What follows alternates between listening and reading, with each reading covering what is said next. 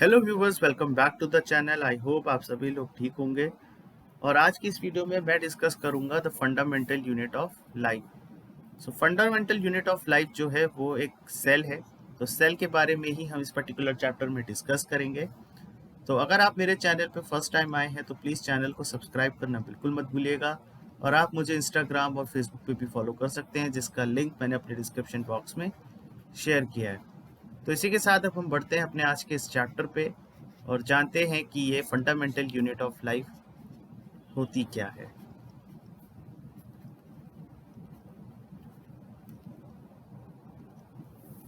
So fundamental of unit of life, जैसे कि मैंने बोला, हम आज इस चैप्टर में सेल के बारे में डिस्कस करेंगे। तो ऑब्वियसली तो सेल जो है वो एक basic structural and functional unit of life है।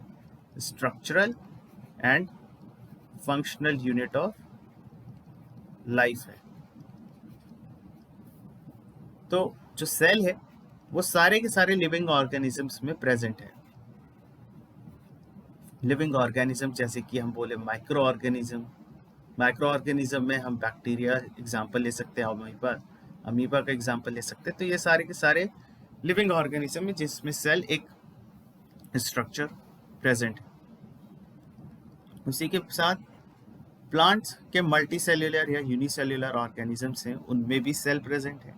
और एनिमल्स के भी मल्टी एंड यूनिसेल्यूलर फॉर्म्स में सेल्स प्रेजेंट है। तो एक सिंगल सेल का तो हम मतलब समझ सकते हैं कि सिंगल सेल यानी कि एक यूनिसेल्यूलर ऑर्गेनिज्म है, उसकी पूरी लाइफ एक सिंगल सेल पे है। मल्टी सेल्यूलर में ये क्यों है सेल? तो मल्टी सेल्यूलर में सेल से बनते हैं टिश्यूज से बनते हैं ऑर्गन्स, और ऑर्गन से बनते हैं ऑर्गन सिस्टम। तो एक स्पेसिफिक टाइप ऑफ सेल्स होते हैं जो specific type of organ system बनाते हैं किसी भी मल्टी सेल्यूलर ऑर्गेनिजम्स में। तो सेल्स वहाँ भी ज़रूरी हैं। और माइक्रो ऑर्गेनिजम्स की तो लाइफ जो है वो पूरी की पूरी एक सिंगल सेल पे डिपेंडेंट है। तो इनमें सेल प्रेजेंट है, इसीलिए हम इनको सेल्यूलर ऑर्गेनिज्म भी कह देते हैं। अभी जो लिविंग ऑर्गेनिज्म है यही सेल्यूलर ऑर्गेनिज्म है, क्योंकि इनमें सेल प्रेजेंट है। लेकिन एक तरीके के ऑर्गेनिज्म होते हैं जिनको बोला जाता है नॉन सेल्यूलर। अभी नॉन सेल्यूलर क्या है? ये बेसिकली ऑर्गेनिजम्स हैं जिनमें सेल्स प्रेजेंट नहीं है, लेकिन सिर्फ जेनेटिक मटेरियल प्रेजेंट है। सिर्फ जेनेटिक मटेरियल प्रेजेंट है। जेनेटिक मटेरियल इनका क्या है? वो डीएनए के फॉर्म में भी हो सकता है, वो आरएनए के फॉर्म में भी हो सकता है। अब डीएनए आरएनए क्या है? डीएनए है deoxy ribo nucleic acid, RNA है राइबो न्यूक्लिक एसिड। अब ये जो डीएनए और आरएनए है ये या तो डबल स्ट्रैंड फॉर्म में हो सकता है या सिंगल स्ट्रैंड फॉर्म में हो सकता है। तो ये फर्क है नॉन सेल्यूलर और सेल्यूलर ऑर्गेनिज्म। और नॉन सेल्यूलर ऑर्गेनिज्म जो होते हैं ये बहुत ही पॉइजनस होते हैं। सो अब हम देखेंगे इस चैप्टर में क्या चीज दी गई है about fundamental unit of life. तो फंडामेंटल यूनिट ऑफ लाइफ में जो शुरुआत हुई है वो रॉबर्ट हुक से हुई है, जिन्होंने फर्स्ट टाइम कॉइन किया था टर्म सेल। और इन्होंने स्लाइस ऑफ कॉर्क लिया था, जिसको इन्होंने एग्जामिन किया था अपने सेल्फ डिजाइन माइक्रोस्कोप के अंडर। और ये जो कॉर्क स्लाइस ली थी इन्होंने ओक ट्री की ली थी, बार्क ऑफ अ ट्री। जो ट्री था वो ओक ट्री था।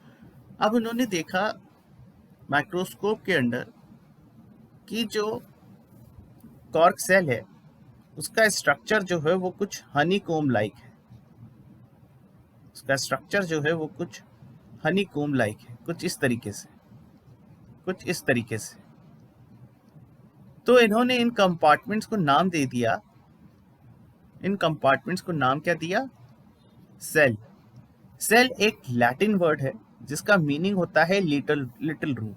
सो ये जो पर्टिकुलर एक कंपार्टमेंट आपको दिख रहा है, ये इन्होंने कहा कि ये कुछ रिजेंबल करते हैं लिटिल रूम या लिटिल बॉक्सेस से। और इन्हीं को उन्होंने टर्म, एक कंबाइंड टर्म या एक ब्रॉड टर्म हम बोल सकते हैं, वो दे दिया सेल।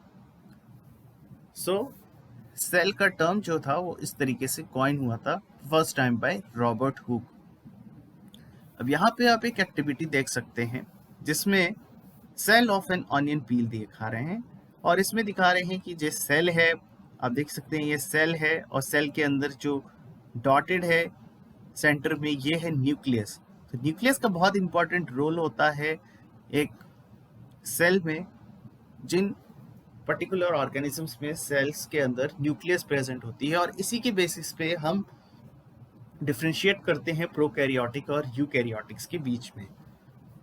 सो न्यूक्लियस का बहुत इंपॉर्टेंट रोल होता है फॉर डिवीजन, जिसको हम डिटेल में इसी पर्टिकुलर चैप्टर में देखेंगे। फिर यहाँ पे आप देख सकते हैं एक माइक्रोस्कोप का स्ट्रक्चर है जो कि कंपाउंड माइक्रोस्कोप है, और कंपाउंड माइक्रोस्कोप के अंदर हम कई सारे स्पेसिमेंस जो हैं वो ऑब्जर्व कर सकते हैं, जिनका साइज जो है वो बहुत ही स्मॉल है, और जिनके स्ट्रक्चरल स्टडीज़ के लिए हमें माइक्रोस्कोप की ज़रूरत पड़ती है। यानी कि वो ऑर्गेनिजम्स जो हम अपने आईज से भी नहीं क्लियरली देख सकते।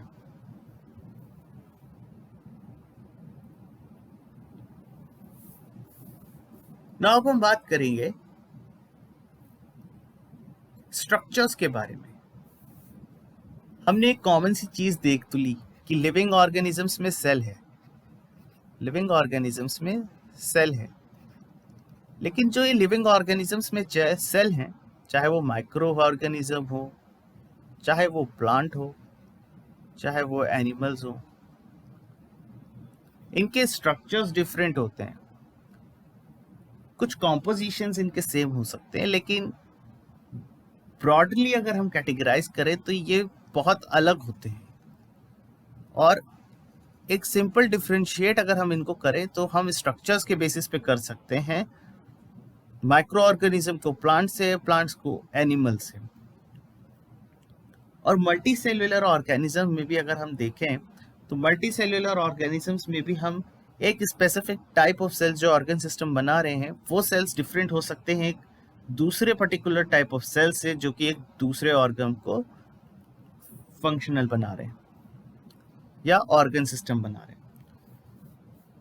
तो ये एक ब्रॉडर कैटेगरी में बात होगी कि लिविंग ऑर्गेनिजम्स, प्लांट्स और एनिमल्स के जो स्ट्रक्चर्स है वो भी डिफरेंट हो सकते हैं। फॉर एग्जाम्पल, एक बैक्टीरिया सेल है, इस बैक्टीरिया सेल में सेल वॉल भी होती है, प्लाज्मा मेम्ब्रेन भी होता है, इसमें न्यूक्लियोसोम प्रेजेंट होता है। न्यूक्लियोसोम क्या है? यह है नेकेड डीएनए। अब इनमें नेकेड डीएनए क्या हुआ? इनमें न्यूक्लियर मेम्ब्रेन नहीं होती, इनमें न्यूक्लियर मेम्ब्रेन नहीं होती। और कुछ बैक्टीरियाज में हम कहते हैं कि ई कोलाई में प्लाज्मिड प्रेजेंट होते हैं जो कि सर्कुलर डीएनए होता है। ठीक है, तो नेकेड डीएनए प्रेजेंट है, यानी इसमें कोई मेम्ब्रेन नहीं है, इसके पास सेल वॉल है, फ्लैजेला भी होता है, कुछ पॉलीराइबोसोम्स होते हैं इनके पास, राइट। तो ये कुछ कैरेक्टर्स हैं बैक्टीरिया सेल के। अब अगर हम अमीबा की बात करें तो अमीबा का जो शेप होता है बहुत ही इरेगुलर टाइप होता है, और इसमें न्यूक्लियस भी प्रेजेंट है। एक छोटा सा हम इसमें फूड वैक्यूल भी दिखा सकते हैं। तो बैक्टीरिया में हमने देखा कि न्यूक्लियस नहीं प्रेजेंट है, तो ये आता है प्रोकैरियोटिक की कैटेगरी में, और ये आ जाते हैं यूकैरियोट की कैटेगरी में। यूकैरियोटिक यूनिसेल्यूलर, क्योंकि ये सिंगल सेल है, यह भी अपने सारे फंक्शन जो है एक पर्टिकुलर सेल पे ही करेगा। और यूकैरियोटिक्स में जो हमने ये एग्जांपल लिया है अमीबा का, इस अमीबा में सेल वॉल नहीं होती, मेम्ब्रेन होती है। उसी तरीके से अगर हम एग्जांपल लें एल्गी का, राइट, अगर हम एक एग्जांपल लें एल्गी का, अब एल्गी में क्या है? एल्गी में ग्रीन पिगमेंट्स यानी कि क्लोरोफिल प्रेजेंट है, राइट। और इसमें जो कैरेक्टर्स है वो एक प्लांट सेल्स के हैं, लेकिन ये यूनिसेल्यूलर है, एक सिंगल सेल है, तो ये यूनिसेल्यूलर प्लांट है।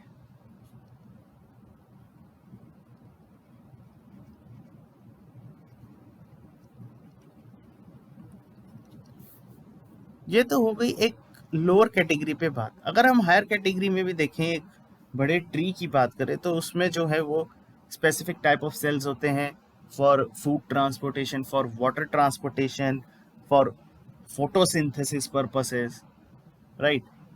तो उसमें भी क्या होता है, उसमें भी स्पेसिफिक टाइप ऑफ सेल्स हो जाते हैं स्पेसिफिक टाइप ऑफ फंक्शंस को करने के लिए। सिमिलरली मल्टी सेल्यूलर अगर ह्यूमन बींग्स की बात करें तो वहां पे भी जो स्ट्रक्चर्स है वो specific type of cells specific type of functions में इन्वॉल्व होंगे, राइट। यहाँ पे जैसे आप एग्जांपल देख सकते हैं नर्व सेल्स है, यहाँ पे नर्व सेल्स पे ब्रांच लाइक स्ट्रक्चर्स है जिनको डेंड्राइट्स कहते हैं। अभी डेंड्राइट्स का फंक्शंस होता है ये इलेक्ट्रिक सिग्नल्स को ट्रांसमिट करते हैं। यहाँ पे आप देख सकते हैं ब्लड के जो डायग्राम है वो बाइकॉन्केव शेप है। अब बाइकॉन्केव शेप होने का मतलब ये है कि इसको कनेक्टिव टिश्यूज के अंदर फ्लो करना है। फ्लो करने के लिए इसको इस तरीके की शेप में रहना जरूरी है ताकि इसका फ्लो जो है वो थोड़ा स्पीड में हो सके। तो बाइकॉन्केव शेप है, fluid that flows with in the connective tissues that is blood. यहाँ पे आप देख सकते हैं फैट सेल जिसमें वैक्यूल का साइज ज्यादा है और जिस पार्ट में न्यूक्लियस है वो साइज छोटा है। यहाँ पे आप देख सकते हैं स्पर्म सेल, मोटिलिटी के लिए इसमें टेल प्रेजेंट है। यहाँ पे आप देख सकते हैं बोन सेल्स, बोन सेल्स में भी क्या है, बोन सेल्स जो कि बोन्स को क्रिएट कर रही हैं, बोन्स के फॉर्मेशन में हेल्प कर रही हैं। यहाँ पे स्मूथ मसल सेल्स हैं, स्मूथ मसल सेल्स जैसे कि हम कह सकते हैं गॉल ब्लैडर जो है वो एक स्मूथ सेल्स के बनता है। तो इस तरीके के जो स्पेसिफिक टाइप ऑफ सेल्स हैं ये specific type of organ system को बना रहे हैं, ऑर्गन्स को बना रहे हैं, राइट। तो चाहे ऑर्गेनिज्म यूनिसेल्युलर लेवल पे हो चाहे मल्टी सेल्युलर लेवल पे हो, according to the condition, according to the functions और हैबिट दे हैव, उस तरीके से इनमें अडेप्टेशंस होते हैं। और ऑर्गन्स तो और स्ट्रक्चरल जो डिफरेंसेस होते हैं वो होना ज़रूरी इसीलिए है क्योंकि उनकी जो कंडीशंस हैं वो डिफरेंट हैं और डिफरेंट फंक्शंस हैं, राइट। सो ये बात हो गई इन पर्टिकुलर ऑर्गेनिजम्स के बारे में कि इस ऑर्गेनिजम्स का स्ट्रक्चर्स जो है वो डिफरेंट क्यों होता है।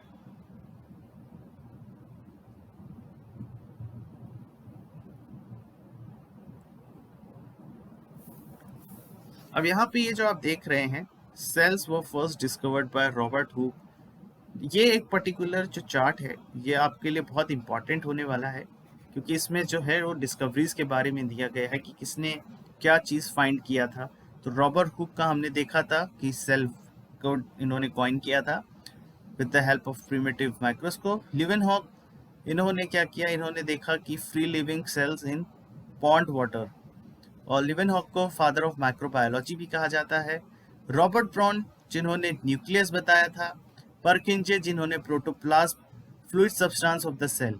अब ये परकिंजे ने प्रोटोप्लाज्म किन चीज़ों को बोला था, जो कि मेम्ब्रेन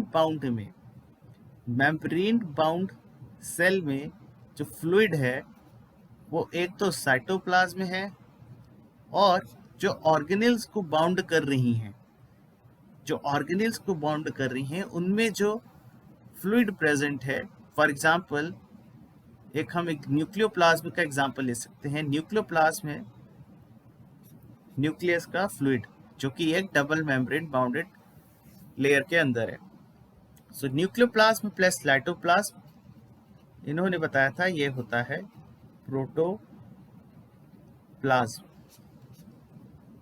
तो परकिंजे in 1839 coined the term protoplasm for the fluid substance of the cell।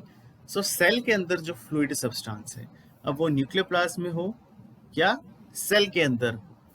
So suppose this is a cell membrane, within cell there is a fluid which is known as cytoplasm, and this is a nucleus within which the fluid material is present which is known as nucleoplasm. Together nucleoplasm and cytoplasm, it is known as protoplasm. So this was given by Purkinje. Next यहाँ पे है एक important cell theory का statement. So this is again very important. So cell theory में ये कहा गया कि जो भी प्लांट या एनिमल सेल्स हैं ये सारे के सारे जो है वो सेल से ही कंपोज हुए हैं। यही चीज़ तो हम पढ़ रहे हैं कि फंडामेंटल यूनिट ऑफ लाइफ, चाहे प्लांट्स हो, एनिमल्स हो, बैक्टीरिया हो।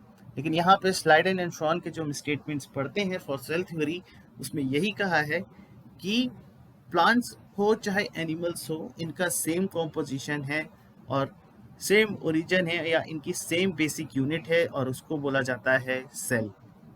और इसी में आगे फर्दर वर्चाव रुडोल्फ वर्चाउ ने अपना एक स्टेटमेंट और ऐड किया था, जिन्होंने बोला कि cells arises from a pre existing cells. और प्री एग्जिस्टिंग सेल्स मतलब कि जो सेल एक पेरेंटल सेल है, उसी से न्यू सेल्स फॉर्म हो रहे हैं। तो pre existing cells is a parent cell, PC, that means parent cell, and two daughter cells. So these two daughter cells are forming from a pre-existing cell. So these are the terms or these are the statements which was given in cell theory. तो ये statements है जो कि cell theory में दिए गए।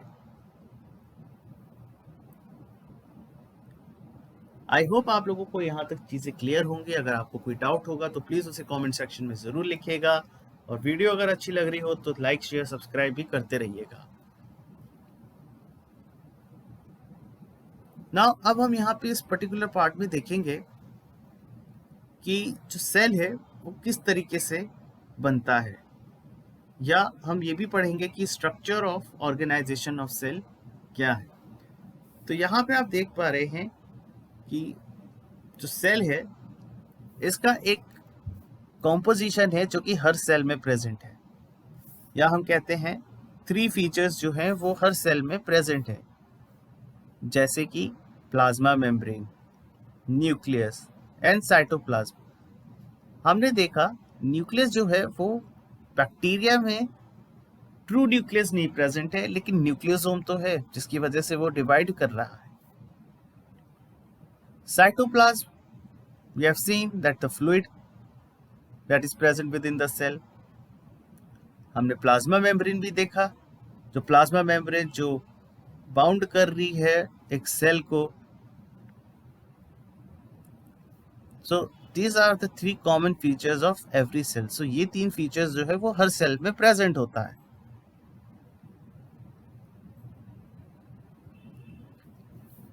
ना यहाँ पे हम सबसे पहले बात करेंगे प्लाज्मा मेम्ब्रेन की, या इसको हम सेल मेम्ब्रेन भी कहते हैं।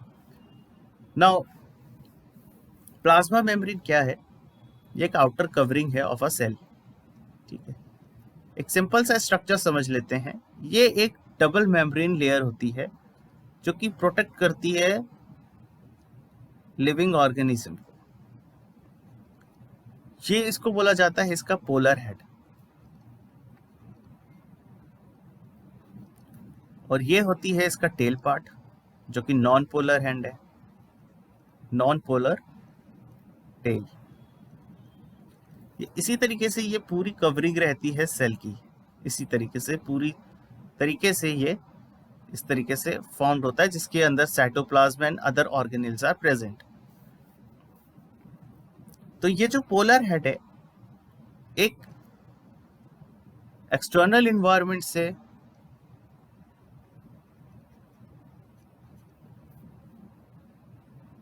और एक जो है वो सेल के इंटरनल एनवायरनमेंट से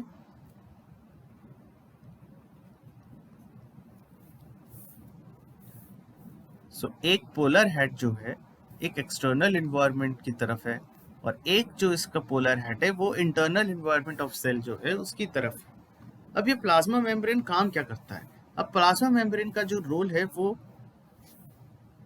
एक लेयर है जो कि अलाउ करेगी रिक्वायर्ड चीजों को अंदर आने के लिए, और जो भी एक वेस्ट प्रोडक्ट्स हैं या बाय प्रोडक्ट है उनको बाहर जाने के लिए। ये जो पर्टिकुलर मेम्ब्रेन होती है ये लिपिड्स एंड प्रोटीन से फॉर्म होती है। It is from lipids and proteins. और इनका रोल क्या है? Exchange of gases and exchange of water. इनका रोल है exchange of gases, exchange of water. तो यहां पे हम एक्सचेंज ऑफ गैसेस को टर्म देते हैं डिफ्यूजन, और वाटर के एक्सचेंज को बोला जाता है ऑस्मोसिस। तो exchange of water is known as osmosis. So ये तो एक इंपॉर्टेंट कंडीशंस हैं, इंपॉर्टेंट फंक्शंस हैं प्लाज्मा मेम्ब्रेन के। नाउ अब ये एक्सचेंज होगा कैसे? प्लाज्मा मेम्ब्रेन पे तो होगा, तो क्या प्लाज्मा मेम्ब्रेन सभी गैसेस को अंदर आने देगी या सभी गैसेस को रिलीज करने देगी, या ऑस्मोसिस में सारे वाटर्स जो भी होंगे, वाटर का full amount of water can enter into the cell, तो क्या इस तरीके की चीजें होंगी? नहीं, यहाँ पे होता है selectively permeable membrane. Selectively permeable membrane, या हम इसको सेमी परमिएबल मेम्ब्रेन भी बोलते हैं, या समटाइम हम शॉर्ट में लिख देते हैं एसपीएम। तो ये जो मेम्ब्रेन है, जो पोलर हेड है, यहाँ पे कोई एक्सटर्नल इन्वायरमेंट से कोई चीज आई जो कि इंपॉर्टेंट है सेल के लिए, वो अंदर जाने देगा क्या? Semi permeable membrane. क्योंकि ये लेयर जो है, ये सेमी परमिएबल मेम्ब्रेन है, जो जरूरत की चीज है उसको बोलेगा हाँ तुम जाओ, जो वेस्ट प्रोडक्ट है वो बोलेगा हाँ तुम्हारा काम खत्म, तुम जाओ। ठीक, इस तरीके से कुछ फंक्शन करेगा सेमी परमिएबल मेम्ब्रेन। तो इस सेमी परमिएबल मेम्ब्रेन के through he exchange of gases भी होगा, एक्सचेंज ऑफ वाटर मॉलिक्यूल भी होगा। जो गैसियस एक्सचेंज है उसको हम डिफ्यूजन बोल देते हैं, जो एक्सचेंज ऑफ वाटर है उसको ऑस्मोसिस। तो ये सिंपल सी बात है। डिफ्यूजन और ऑस्मोसिस की डेफिनेशन जो है वो सेम ही है, कि यहाँ पे भी हायर टू लो कॉन्सेंट्रेशन चीज ट्रेवल करेगी, हाई कॉन्सेंट्रेशन टू लो, ठीक है, और ऑस्मोसिस में भी हायर कॉन्सेंट्रेशन टू लो चीजें ट्रेवल करेगी। I hope this much is clear to you all.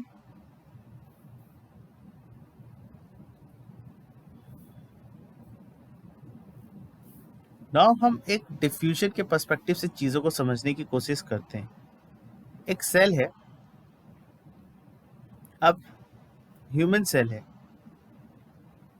Humans को रेस्पिरेशन के लिए रिक्वायर्ड होती है ऑक्सीजन गैस। तो ह्यूमन बॉडी ऑब्वियस सी बात है ऑक्सीजन गैस को इनहेल करेगा। तो ऑक्सीजन का लेवल जो है आउटसाइड द सेल जो है वो ज्यादा है, ठीक है। और सेल के अंदर एक माइटोकॉन्ड्रिया है जिसको power house of the cell कहा जाता है। यहाँ पे हो रहा है सेल्यूलर रेस्पिरेशन, यहाँ पे होता है सेल्यूलर रेस्पिरेशन। और सेल्यूलर रेस्पिरेशन का जो बाय प्रोडक्ट है वो बना CO2। इसका मतलब सेल के अंदर जो कॉन्सेंट्रेशन ऑफ CO2 है वो हाई है, ठीक है। तो ऑक्सीजन रिक्वायर्ड है जिसका हायर कॉन्सेंट्रेशन आउटसाइड है।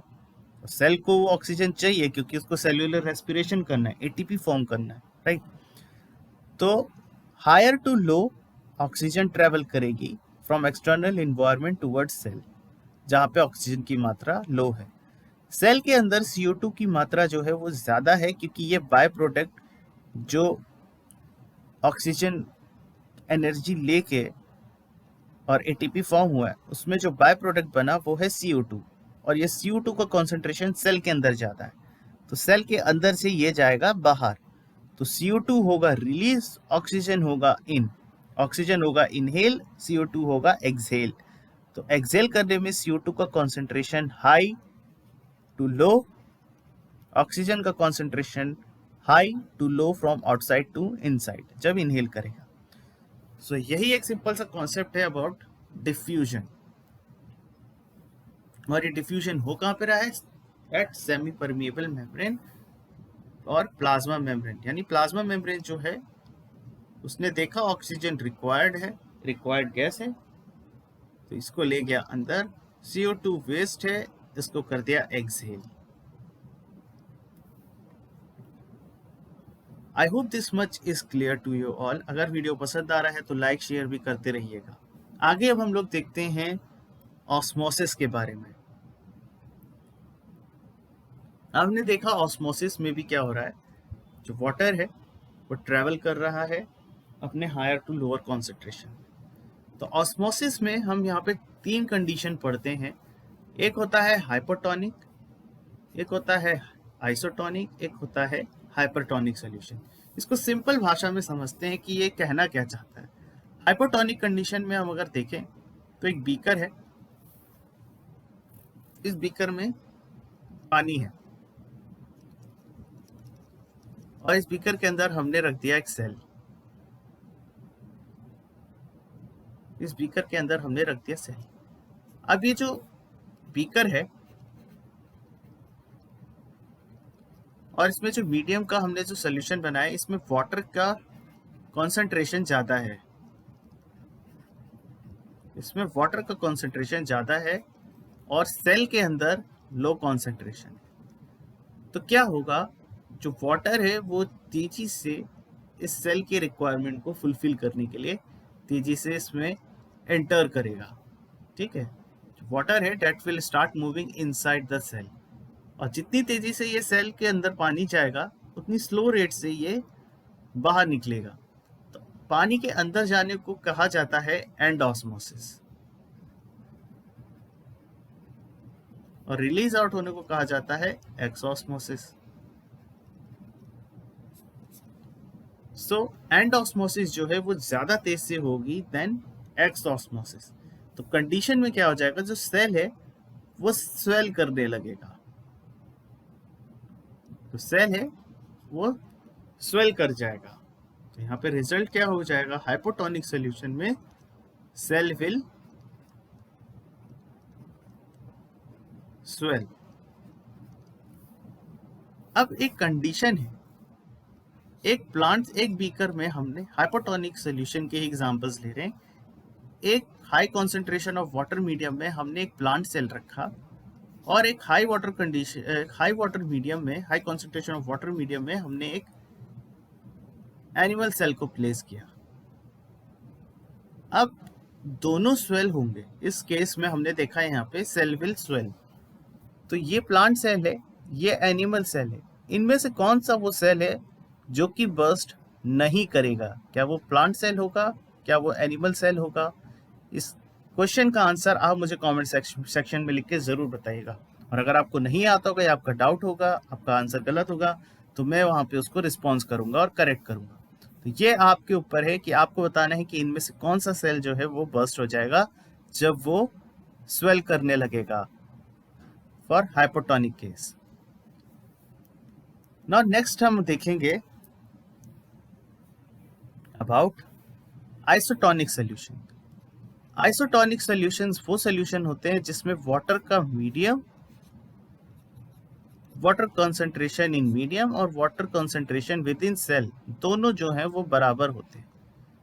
इस केस में सेल ना तो स्वेल करेगा ना तो श्रिंक करेगा, और श्रिंक करने वाली जो कंडीशन है वो लास्ट कंडीशन है, दैट इज हाइपरटोनिक सॉल्यूशन, जिसमें हम पढ़ेंगे कि कैसे श्रिंकेज होती है।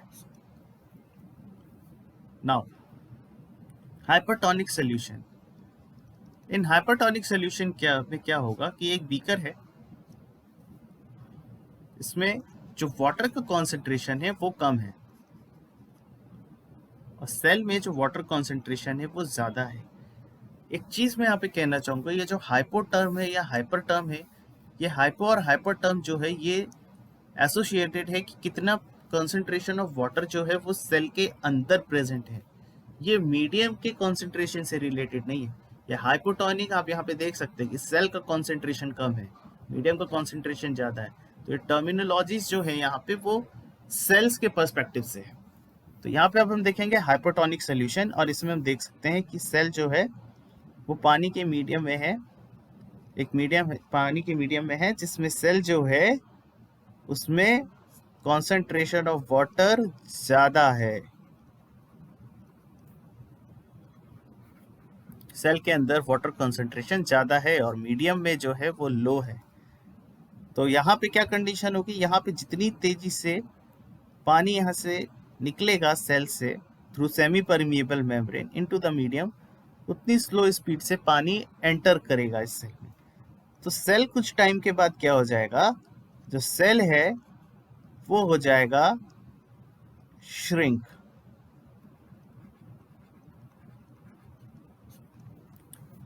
सो अब यहाँ पे आपके लिए दो कंडीशन है, एक मीडियम है जिसमें प्लांट सेल है और एक एनिमल सेल है, और यहाँ पे जो मीडियम है वो लो वाटर कंसंट्रेशन का है।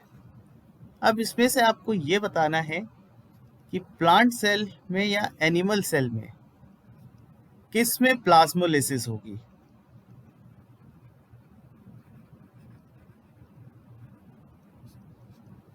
क्या दोनों में होगी या सिर्फ एक में होगी? ये क्वेश्चन आपका है, आप इसको कमेंट सेक्शन में आंसर ज़रूर कीजिएगा। और आज के लिए बस इतना ही। अगर वीडियो पसंद आया हो तो लाइक शेयर सब्सक्राइब ज़रूर करिएगा और नोटिफिकेशन आइकन को प्रेस करना बिल्कुल मत भी भूलिएगा। अपने नेक्स्ट पार्ट में मैं आप लोगों के साथ डिस्कस करूंगा सेल वॉल के बारे में। हालांकि इस पर्टिकुलर चीज़ में जो मैंने क्वेश्चन करे हैं,